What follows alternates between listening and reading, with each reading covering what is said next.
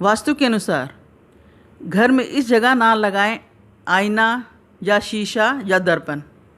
वास्तु के अनुसार अगर घर में शीशा यानी कि ड्रेसिंग टेबल घर की ऊर्जा के प्रभाव को वो प्रभावित करता है। तो नमस्कार दोस्तों, वास्तु पे आधारित एस्ट्रो ज्ञान रजनी में मैं रजनी आप सबका बहुत बहुत स्वागत करती हूँ। तो दोस्तों, आपके घर में गलत जगह पे रखा हुआ शीशा आपको नुकसान पहुँचा सकता है। वास्तु के अनुसार सही जगह पर लगा आईना आपकी तरक्की भी करा सकता है, आपकी प्रमोशन बढ़ा सकता है। अगर आईना गलत जगह पर लगा हो या फिर टूटा हो या चटका हुआ हो तो शीशा आपके घर की ऊर्जा को प्रभावित करता है।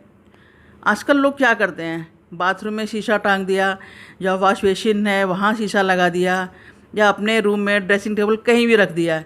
ऐसे ही हम किसी भी जगह पर कहीं भी शीशा टांग देते हैं और यह नहीं सोचते कि ये जो शीशा है जो हमारे जीवन में कितना बड़ा इफेक्ट डालेगा, क्योंकि यही है घर का वास्तु ठीक करने वाला और घर के वास्तु खराब करने में इसका बहुत बड़ा योगदान होता है।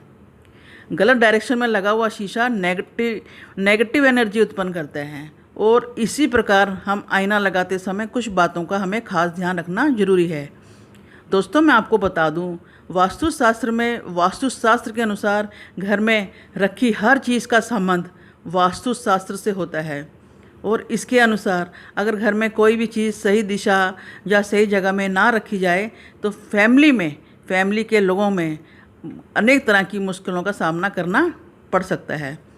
ऐसी चीज़ों में बात हो रही है कि आईने की। तो दोस्तों, जो वास्तुकार है वो वास्तु को दूर करने के लिए आईने का या शीशे का ही प्रयोग करते हैं। तो वास्तु में जो आईना है वो जल तत्व माना जाता है और जिस जगह शीशा लगाया जाता है उस जगह में विस्तार हो जाता है। तो यदि हम शीशे को साउथ ईस्ट में रखते हैं यानी कि दक्षिण पूर्व जगह में रखते हैं तो वह जगह अग्नि कोण है। तो और उस जगह में पानी और आग में परस्पर टकराहट होगी तो उस जोन में आईने से नकारात्मकता आ जाएगी और साउथ ईस्ट जगह वहाँ लगे आईने से फैलेगी। तो इससे क्या होगा कि घर के सदस्यों को चोट लगेगी और चोट लगने का खतरा बढ़ सकता है।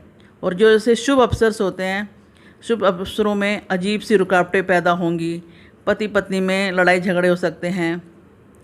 इसलिए दक्षिण दीवार के साथ आईना ना रखें। आईना घर की एनर्जी को स्थिर करता है।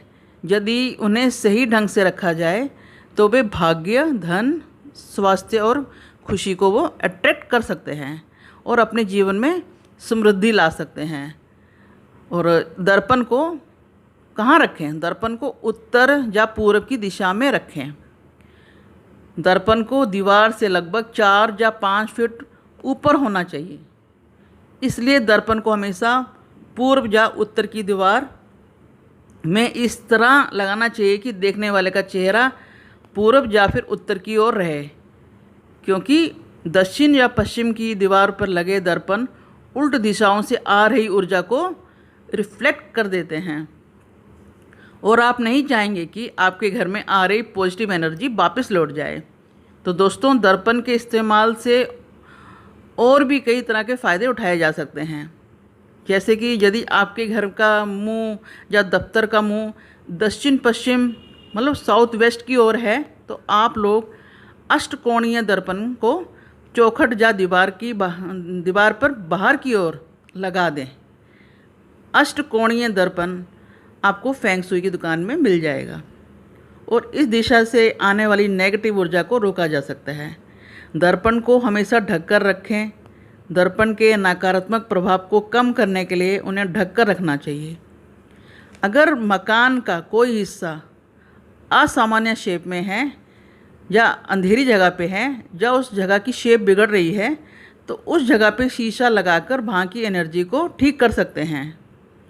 यदि घर के बाहर इलेक्ट्रिक पोल है, बिजली का खंभा है या ऊंची इमारत है या फिर पेड़ है तो उस तरफ एक मिरर होता है, पकवा मिरर, वो पकवा मिरर वहाँ पर ज़रूर लगाएं।